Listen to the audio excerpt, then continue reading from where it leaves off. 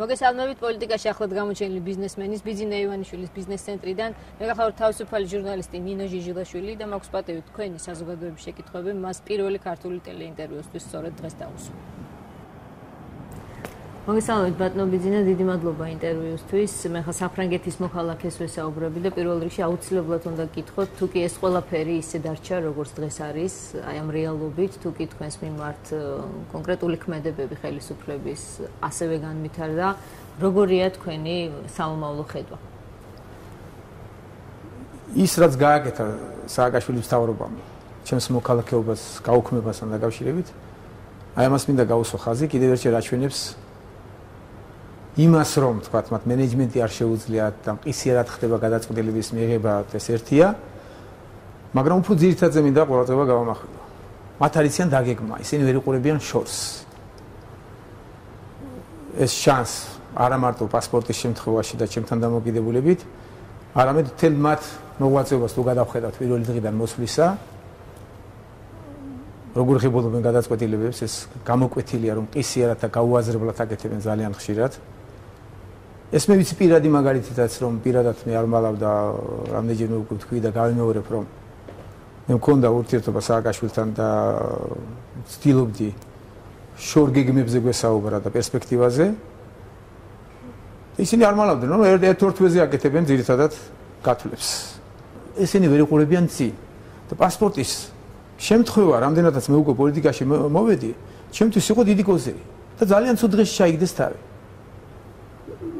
შეეშინდათ აშკარად, შიშის საფუძველზე გაკეთდა, რა თქმა უნდა, სტრუქტურებს არავის არ ჩაეკითხნენ, ვისაც ევალებოდა მსგავსი გადაწყვეტილების მიღებაში ჩარეულიყო და სამმა კაცმა, როგორც წესი, 3 თუ 4 კაცი იკრიბება და ღებულობს გადაწყვეტილებას,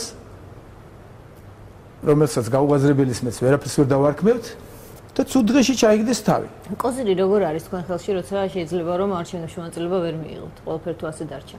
მე ვთქვი და კიდევ ვიმეორებ. თუ მე ამ გზით არჩევნებიდან გამთიშავენ, არჩევნები ლეგიტიმური ვერ იქნება. ამის განცდა მათ ტყუილად აქვთ. საერთაშორისო ასპარეზზე საუბრობთ თქვენ, ვერ იქნება. საერთაშორისო და საქართველოში ჩვეულებრივად დაინიშნება არჩევნები, ჩატარდება ბიძინა ივანიშვილი. არა მგონია ისევე იყოს, როგორც მოხდა რამდენჯერმე. არა მგონია. მე მგონია ახალ რეალობასთან გვაქვს საქმე და ესენი ანგარიშს ვერ უწევენ. სააკაშვილი შეეშინდა, რომ საკუთარი გუნდი არ დაშლოდა და მხოლოდ საკუთარი გუნდი შენარჩუნებისთვის გააკეთა ეს. რომ არ მოხდარიყო. ბატონო? რატომ უნდა დაშლოდა საკუთარი გუნდი? შეიძლება თქვენს მომხდარიყო გადმოქაჩვა ძალები? იმიტომ რომ ჩემი მეორე განცხადება იყო ძალიან მკვეთრი და ძალიან ბევრი მინიშნება და მითითება იყო იმაზე, რომ ასე ცხოვრება არ შეიძლება. იქ რეალურად დაუდგა სააკაშვილი საფრთხე იმის, რომ გარდა იმ ძირითადი და უახლოესი გარემოცვისა, რომელიც ალბათ 10 კაცამდეა, იქ არის დიდი გუნდი სამთავრობო, სადაც შეიძლება და მომხდარიყო შესატყვისი რყევები. ეს გადაწყვეტილება მე ვიცი ხასიათი სააკაშვილის. ეს გადაწყვეტილებაა? პირადად ისე ფიქრობ? ხოლოდ. ეს არის უბედურება, რომ ერთი კაცისგან მოდის და 2-3 კაცი შედის და ესე არ შეიძლება ქვეყნის მართვა. ხოლოდ და აუცილებლად სააკაშვილის და მე მგონი, რომ უღონდ ამ სიტუაციაში არაფერი მომხდარიყო და ესე ცხოვრობენ ესენი. უღონდ ეხლა გავიტანოთ არაფერი მოხდეს და გააკეთეს რამე მოიფიქრეთ.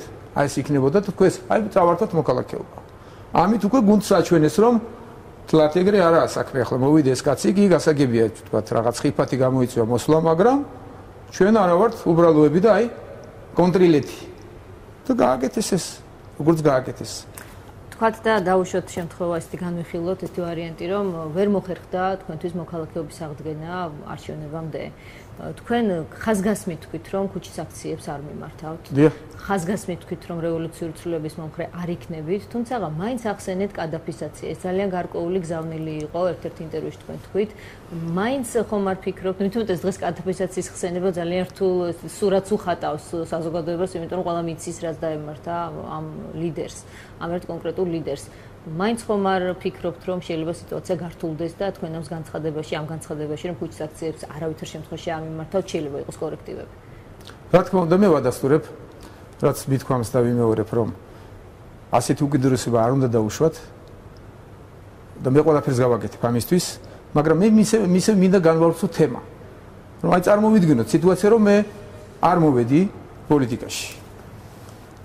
გასაგებია, რომ დიდი ალბათობით ესენი მოიგებდნენ არჩევნებს გასაგებია რომ დიდი ალბათობით შეინარჩუნებდნენ გუნდს, მაგრამ მე რა იმის იქეთ არ შეიძლება რომ გაიხედონ.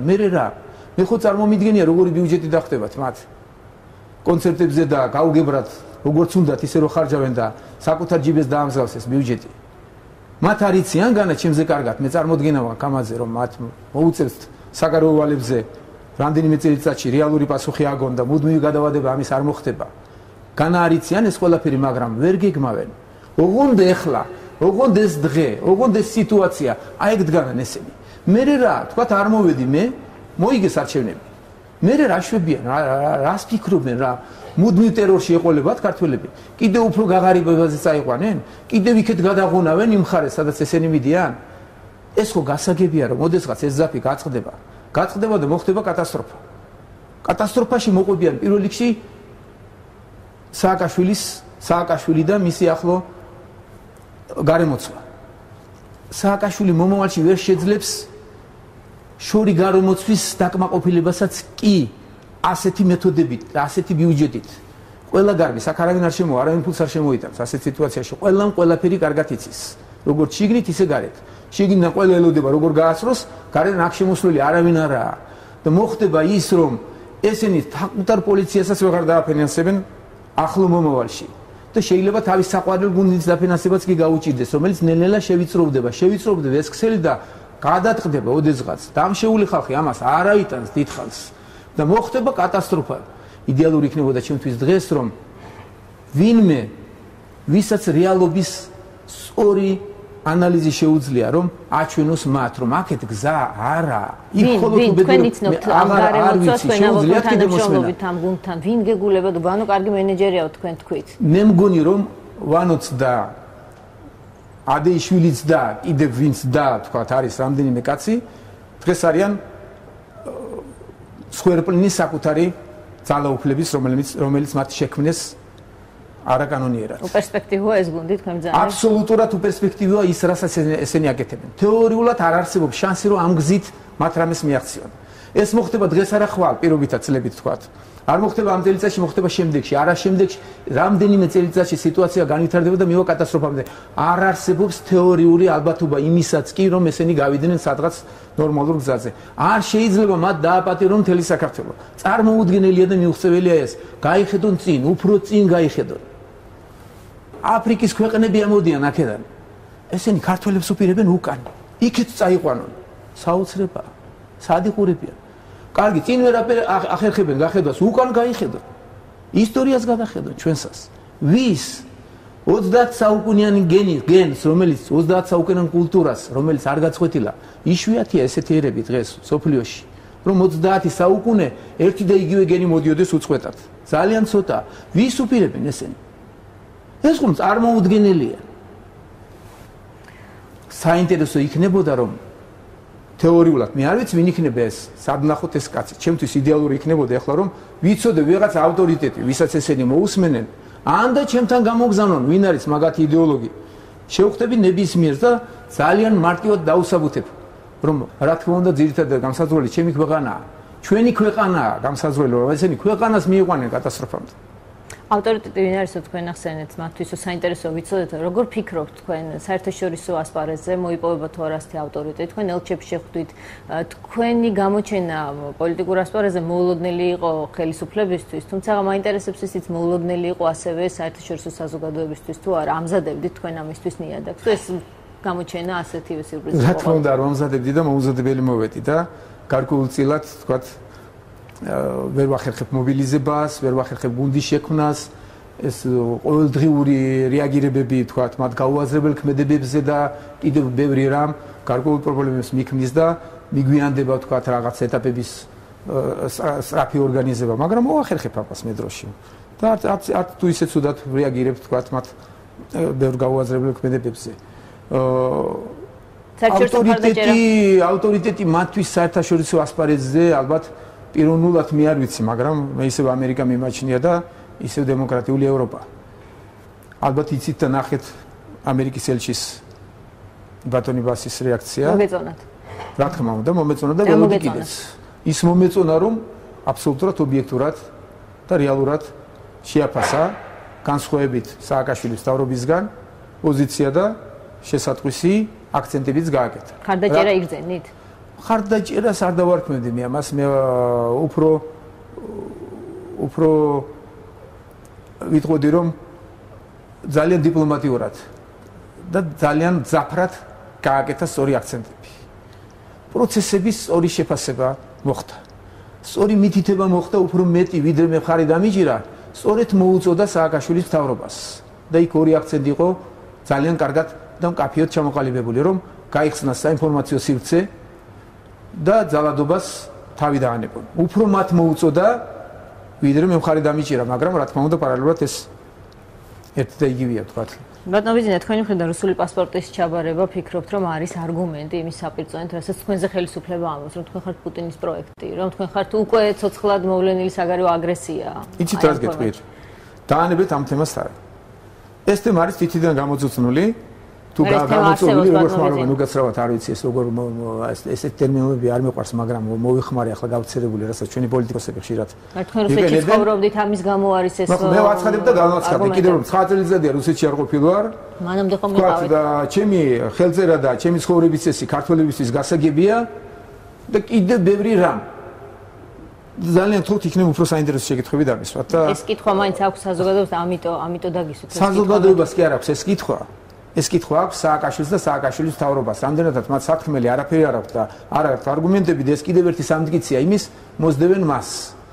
და მე თქვენ არ მიმაჩნიხართ და იმიტომაც მოვახერხეთ თქვენთან შეხვედრა მათ სატელიტად და ძალიან ხუთ გადადეთ ამ თემიდან და ისინი მოახერხებენ ამ თემის გაღრმავებას და მე უკვე დავსვარად საზოგადოებას თქვენს მიმართ აქვს და ამიტომ არ ამბობენ რომ საზოგადოებას აქვს ეს. ნაცვლს თუნდაც მხარდამჭერთან ნაცვლს ეს კითხვები აქვს მათ გოკაშვილებს გოკა უკაცრავად ბატონ გოკა გაბაშვილს ბატონ ციკლაურს და მათი იდეოლოგებს თუ დემაგოგებს გააჩნიათ მსგავსი შეკითხვები და ამით გონიათ რომ ამით ფონს გავლენ და ქართულ საზოგადოებას დააბნევენ. ამიტომ მათაც ადეთ ძალიან გთხოვთ. მე არ მიმაჩნიხარ თქვენ მათ სატელიტად და იქნებ უფრო გონიული კითხვები უკაცრავად. დიდი მადლობა ეს თუ ესეა ძალიან კარგი. თუმცა მე არ ვიცი ხა ამ თემაზე ცოტა გამიბრაზდებით თუ არ გამიბრაზდებით, მინდა ქველმოქმედებაზე გადავიდეთ ცოტა. მე გაბრაზებული ვარ მათზე და თქვენზე ოდნავ ემოციები ვერ შევიყავი და უკაცრავად. ქველმოქმედებაც გაბრაზებთ თქვენ ამ საკითხის ხსენება, თუმცა მე ვეცადე რომ ძალიან დახურული გაქვთ ეს თემა, ვეცადე გამერკვია თქვენი ქველმოქმედების დასაწყისი სად იყო საქართველოში, როდის დაიწყეთ ეს თემები, როდის გახსენით.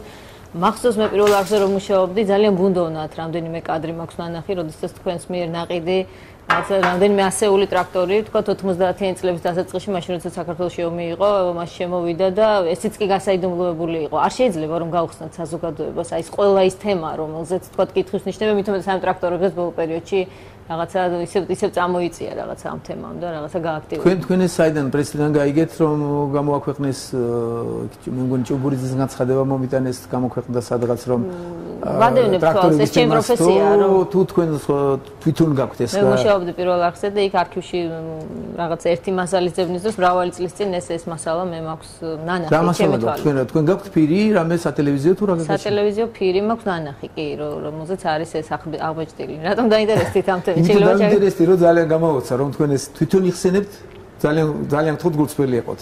კადრები გაქვთ თუ არ გაქვთ კადრები მაინტერესებს. მოდით ეს თემა გადავდოთ. უკაცრავად ესე ჩაგეძიეთ. მე იმიტომ მაინტერესებს რომ მე თვითონ ეს კადრები ნანახი არ მაქვს და ამ განცხადებიდან თქვა ეს კადრები არსებობს შემიძლია დაგარწმუნოთ ეს კადრები არსებობს. პირველი არხის არქივში ოდესღაც იყო და სავარაუდოდ ახლაც არის. თქვენ გაქვთ ეს კადრები თუ არ გაქვთ? პირველი არხიდან ვერაფერს ვერ აიღებ თქვენ დღეს. მე მეგულება ადგილი სადაც ეს კადრები არის. კი, ეს ესეთი მნიშვნელოვანი სტრატეგიული მნიშვნელობის კადრებია, თქვენ ფიქრობთ? ძალიან ეს სტაჟიარი პოლიტიკოსივით პასუხობთ და ვერ გავიგე, მაგრამ კარგი გავაგზავნოთ თემა. თქვენთან ინტერვიუა ეს და ისედაც თუ კი ეს ინტერვიუ იქნება გულწრფელი, მოდი გავცვალოთ ამ კასეტაში, კი ბატონო.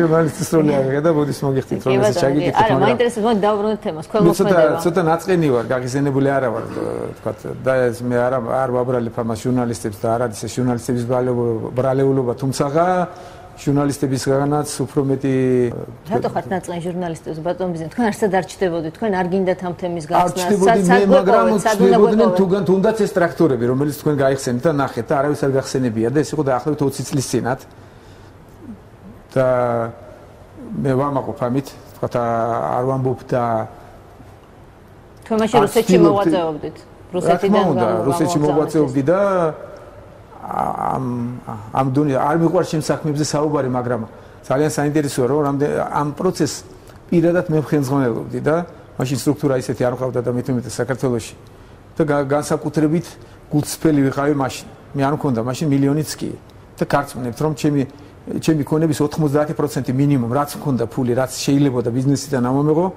აი გამალებით ხელმძღვანელობდი ამ პროცესს და 450 ტრაქტორი თუ ნახეთ და იცით ეს კადრები იქ ნახავდით მე რა ამაზე ბევრი არ ვისაუბრო რა შეგიძლიათ მითხრათ ციფრი დაახლოებით რამდენი გაქვს დახარჯული ქველმოქმედებაზე საერთოდ სამთავრობო ქველმოქმედებაზე არ გეკითხებით როგორც ჩანს ფინანსურად თქვენი მხრიდან ქველმოქმედება ხო ვერობით შეიძლება ბიუჯეტის თემასაც თუ შეიყვანთ შეგინდა გვეტყვით ხელისუფლება რა დაგიჯდათ ხელისუფლების შენახვა რომელზეც თქვენ ემოთ რომ ეხმარებოთ ეს კარგი იქნება აუდიტორიას გარწმუნებთ ეს კითხვა აინტერესებს იცით რა მიუხედავად იმისა რომ მე თქვენზე კარგი განწყობა მაქვს და მაინც მინდა რომ საყვედური გითხრათ თქვენს და სხვა ჟურნალისტებსაც და სხვა პოლიტიკოსებსაც ან სხვა ვინც გნებავთ რომ საზოგადოების წევრებს რომ ჭორობის დონეზე აქვთ ეს სულაყვანილი ჩემი დამოკიდებულება ქველმოქმედების სადმი მე ვაჩვენე რომ თუ აკეთებ ამაზე სკელში არ უნდა მოუყვანო ხალხს და პირადად არ უნდა ილაპარაკო ამაზე რაც შეიძლება ბევრი მაგრამ მე დავამსხვრე ეს სურვილია და ჩემი სოხედულობას უღალატე ჩემს ასაკში რაც ჩემთვის ტრაგიკული იყო და ამის ტყვე ვიყავი ძირითადად და ვერ ვახერხებდი პოლიტიკაში მოსვლას დიდი ხნის განმავლობაში მაგრამ მოვედი და ეს უკვე დავამსხვრე ილუზია თქვა ეს დღესაც ეს ჩემთვის ტრაგედია მაგრამ მაინც ვახერხებ რომ ჩემგან რატომ ელოდებით ელემენტარული კანონია და გაეცანით კეთილინებეთ ყველა ფონდი საქველმოქმედო ვალდებულია წელიწადში ერთჯერ გამოაქვეყნოს და საზოგადოებას ამცნოს მის მოღვაწეობის შესახებ. რატომ არ მიხვედით? როდის მიხვედით და როდის დაინტერესებს? არ მივსულვარ, მიღებულია შენიშვნა. ვინ მივიდა საერთოდ და ვის აინტერესებს? ჭორობის დონეზე უნდა ყველას ეს და დარწმუნებული რომ ამ ინტერვიუს შემდეგ ძალიან ბევრი ჟურნალისტი მიაკითხავს თქვენ შეგიძლიათ თქვათ რომ ისინი მიიღებენ საბუთებს როდის სად მიცხავდა ბიძინა ივანიშვილი. ალბათ ჟურნალისტების ჟურნალისტობა ისევ იმ კუთხით მივა ალბათ რომ რაღაც მოძებნონ ინტრიგული, მაგრამ ვერაფერს ვერ იპოვნიან და გარწმუნებთ რომ ეს კეთდებოდა აბსოლუტურად კანონის დაცვით და მე იქ ქონდა ისეთი ხაზი გავლებული მკაცრად რომ არ მომხდარიყო ელემენტარულადაც კი თქვა ჩემი ნათესაობიდან თუ ვინმე ცნობილია საზოგადოების წინაშე დამსახურებაც კი აქვს ფონდს არ შეხებოდა და ეს არ მომხდარიყო ქველმოქმედების სახით და ამისთვის მე სხვა გზა მქონდა და სხვანაირად ვახერხებდი ნათესების დახმარებას მივლენ ალბათ ამის შემდეგ მაგრამ რატომ ამის შემდეგ ელემენტარული განმარტება სადიყავით ამდენ ხანს ამდენ ჭორობას რუსოფობიაზე და რუსულ აგენტობაზე რატომ არინებეთ და რატომ არ მიხვედით? რატომ მე მეკითხებით მაინც და მაინც და მაკითხებთ ხალხურ ეს უახლოვდება მილიარდ შეგიძლიათ ეს მაინც მითხრათ? მილიარდ ალბათ კი უახლოვდება შეიძლება მეტია შეიძლება ნაკლებია ოდნავ მაგრამ ისევ და ისევ ჩემგან ნუცtildeობთ ეს შეიძლება გაარკვიოთ და კარგი კი ბატონო მაშინ ის მაინც მითხარით თუ შეიძლება ერთი კონკრეტული პროექტის შესახებ მუზეუმის ქუჩის თემას მინდა მივხედოთ როგორც ვით თანამედროვე მუზეუმის გახსნაში ჩაიდება თქვენ ძალიან დიდი კაპიტალი ეს მანამდეც იყო ეს პროექტი რატილოები იქნება როგორი პროექტია საერთოდ რა დაჯდება შეიძლება ეს გითხრათ მე და შემაცოლმა ვიფიქრეთ ერთად რომ კარგი იქნებოდა თუ საქართველოს ვაშუქებდით თანამედროვე ხელოვნების იმპრესიონისტებისა და თანამედროვე ხელოვნების მუზეუმს. ამაზე დიდი შრომა გავწიეთ ორივემ. ჯერ შესწავლა დავიწყეთ თქვათ იმ დარგის რომელიც ჩემს მეუღლეს ჰქონდა საფუძველი და აინტერესებდა და უფრო ადრე ინტერესი ჰქონდა და სწავლობდა. მე საკმაოდ ბევრი დრო დავკარგე რომ შეცდომები არ დამეშვა, მაგრამ შეცდომა იყო ძირშივე, როდესაც გადაწყვეტილება მივიღეთ რომ საქართველოში ახლა იმპრესიონისტებსაც შეეხება თქვა როცა არსებობს პარიზი, ნიუ-იორკი, უდიდესი მუზეუმები თქვა რომ კარგი მუზეუმი რომ იყოს თქვა და იმპრესიონისტებისთვის ვინმე საქართველოში თქვა დამატებითი მიმზიდველობა გამოიწვიოს ტურისტების ალბათ მინიმუმ 10 მილიარდი დოლარი მაინც უნდა ჩაიდოს და ეს ამის შესაძლებლობა მე არ მაქვს გავაკეთე კორექტირება ამ პროექტის და გადავწყვიტე რომ უფრო თანამედროვეზე გავჩერდეთ. ვინ ხიბლად თანამედროვე მხატვრობაში ას ძალიან რომ მაინც უცებ თანამედროვე ხელოვნება ძალიან რთულია და ძალიან რთულია გასაგებათაც და მიუხედავად იმისა რომ ბევრი ვიმუშავე მეც და ჩემმა მეუღლემაც რთული ასახსნელი და აქ არ გავჩერდები თქვათ რამდენიმე ნახატი თქვათ რამდენიმე შედევრიც თქვათ რამდენიმე ნამუშევარი მე დამრჩა დღეს და უმეტესობა ლონდონში მაქვს გადატვირთული, რამდენადაც მინდა კორექტირება გავაკეთო, თქვათ, გაიყიდოს ის, რაც არ თვლი, რომ თანამედროვე მუზეუმში უნდა იყოს და დავამატო, რომ თანამედროვე მუზეუმში თანამედროვე ხელოვნების ლონდონშია დაცული, როგორც ხვდები თქვენი დაცულია მე ვახერხებ ამის კორექტირებას, იმ პროცესის შეცვლას, რომ მე მქონდა იმპრესიონისტების ძალიან ბევრი და უმეტესობა, თქვათ, ნახატები შეძენილი, ხლა ვაპირებ ამის რეალიზებას და მარტო დავრჩე ნაწილ ფულს მოვახმარისებ, თქვათ, სხვა პროექტებს, იქიდან და კონტემპორარი, თქვათ, კიდევ განსხვავდება თანამედროვე უკაცრავად ინგლისური სიტყვა ვიხმარე, მაგრამ თანამედროვე ხელოვნება არის ძალიან სრულად გასაგებად ჩემთვისაც, თუმცა მე ახლა გავერკვი და ამ თემაზე რომ დავიწყო, ორი სიტყვით ვერ მოგახსენებთ. რამდენიმე ნამუშევარი დამრჩა თუ გინებავთ კიდევ გაჩვენებთ. გაჩვენებთ? შეიძლება ვნახოთ. დანარჩენს გადაგვაღებინებთ. კი ბატონო, კი არა, ორი თუ სამი დარჩა, ბევრი არ დარჩა ახლა სახლში, მაგრამ ახლა მაინც მინდა ხარაც რახან მითხარით იქნება გთხოვოთ თუ რა თქმა უნდა ეს დამოუკიდებლობის არ შექმნის იქნება გადაგვაღებინებთ თქვენი დამატებითი მასალები. ახლა ვიგნებავთ? კი, მადლობა. ეს რა ეს ამას ქვია და ჟილბერტ და ჟორჟი თანამედროვე ხელოვნება ეს არის უცნაურობა თანამედროვე ხელოვნების და თუ ისეთი იოლი ასახსნელი და გასაგებია, თუმცა მე შემიძლია ძალიან ბევრი გესაუბროთ და ვიცი, თქვათ თანამედროვე ხელოვნებაში, თქვათ, შეიძლება, თქვათ, შუალედურ დონეზე განვიხილოთ, ესენი არ არიან, თქვათ, კიტები თანამედროვე ხელოვნების და ერთ-ერთი კიტს გაჩვენებთ, კიდევ მაქვს მეორე ხოლში. ეხლა ჩვენ სად მივდივართ, კიდევ ერთი ნახატი. ეხლა გაჩვენებთ თქვენ დამიან ჰერსტის, თქვათ, ერთ-ერთ ნამუშევარს, რომელიც მე აქ დამრჩა კიდევ. იმ რეორგანიზაციის პროცესში, რაც მე იდეის შესვლა დავიწყე, რომ ცდარი იყო ჩემი პირველი იდეა, რომ იმპრესიონისტებისა და თანამედროვე ხელოვნების მუზეუმი უნდა გამიკეთებინა და მეჩვენებინა თბილისისათვის. ეს იდეას შევცვალე, ეხლა ვაკეთებ სხვანაირ კომპონირებას. და ერთ-ერთი ნამუშევარი, სხვათა შორის პატარაც დამიან ჰერსტია იგივე, ერთი და იგივე ავტორისაა ეს და მე მგონი ეს როლი საინტერესოდ გავაწყო და აღარ მომინდა, თქვათ, ამის ჩანაცვლება და ეს გადავა მე მუზეუმში, როდესაც მუზეუმი იქნება, ეს თქვენია ბუნებრივია, მაგრამ აპირებთ ან უფრო საინტერესო გადავა, არ გამოვრიცხავ, რომ თქვა, 2-3 ნახატი დავტოვო ბიზნეს ცენტრში, არ გამოვრიცხავ, ჩემი აზრით ეს ამ ადგილს უხდება და შეიძლება დარჩი, შეიძლება გადავიდეს, მაგრამ უფრო საინტერესო შეიძლება და უფრო ძვირადღირებული, ესე ვთქვათ. და მე ხერხი აუცილებლად იქნება მუზეუმში ერთ-ერთი თანამედროვე ხელოვანი.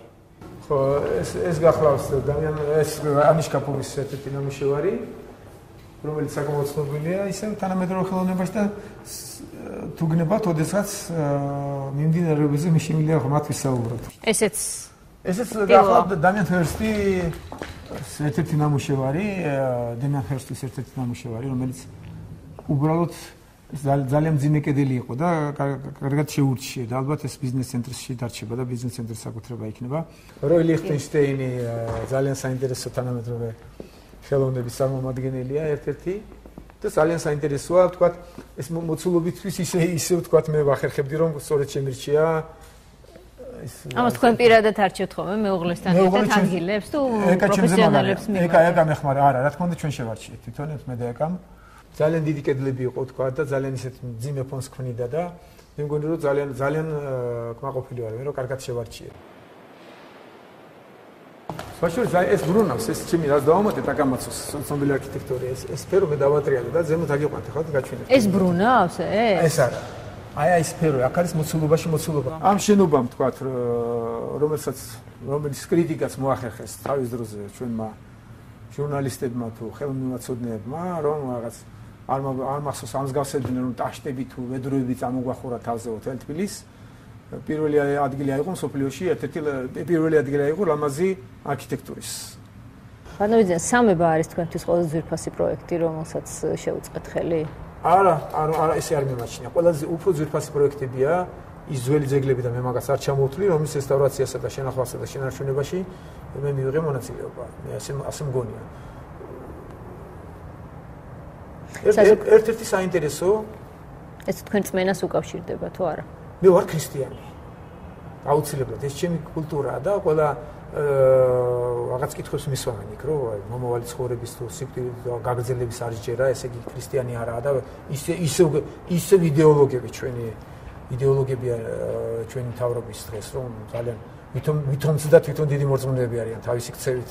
ყველა ჩემი ყოფითა და ქცევით მე თუ ვინმეა ქრისტიანი, მე აუცილებლად ქრისტიანი ვარ და უდიდესი პატივისცემელი ვარ ჩვენი კულტურის და გინდადაც არა მარტო კულტურის, რწმენის, ჩვენი რწმენის ამ რწმენამ გადაარჩინა საქართველოს და უდიდესი როლი ითამაშა ჩვენს ისტორიაში. ყველა ჩემი შვილი განათლულია თავის დროზე და ყველა პროცედურას ვიცავ, ჩემი მეუღლე და ჩემი მშობლები ყველანია თქვა, ჩემზე უფრო მორწმუნეები არიან, რასაც რწმენა ქვია თქვა და მეც ვერანი ვერ დამართავს ათეის ჩემი ქცევით და სანთლების დანთებას და ეს პროცესი აუცილებლად ამაში ყველაფერს მონაწილეობას ვებულობ. თუ გნებავ თქვა, ახლა საჭიროა ჯვარსაც მუდმივად ვატარებ. თუ ნუ რა ვიცი კიდევ, მაგრამ ეჭვი მაქვს ის რაც თქვი პირველსავე ინტერვიუში და ეხლა სამაგობ უარს. მე მინდა მიმართო თბილისელებსა და მთლიან საქართველოს მოსახლეობას. რომ გაგებით მოეკიდონ ყველა ჩემს ნაბიჯს. ნუ ელოდებიან ყოველდღიურად რომ რაღაც საოცრებებს მოვახდენ. ნუ შეეცდებიან გაიდეალიზებას ჩემი პიროვნების, მე ჩვეულებრივი პიროვნება ვარ და მაქსიმალურად ვცდილობ რომ გავაკეთო ყველაფერი სწორად. სიჩქარე თავისთავად და ეს პროცესები სიჩქარეს მოითხოვს, მაგრამ ზედმეტი აჩქარება და დიდი შეცდომა შეიძლება გამოუსწორებელი იყოს. ეს უნდა გაიგონ. ვიჩქაროთ ნელა, ესეთი გამონათქვამია. ზედმეტს ნამაჩქარებენ. შეცდომები მაინც მექნება, მაგრამ მე მგონი რომ დავსავარიდებ და მოვახერხებ რომ რამე დიდი შეცდომა გამოუსწორებელი მსგავსი არ დაუშვა და დარწმუნებული ვარ რომ ეს არ მოხდება. ყველაფერი კარგად იქნება.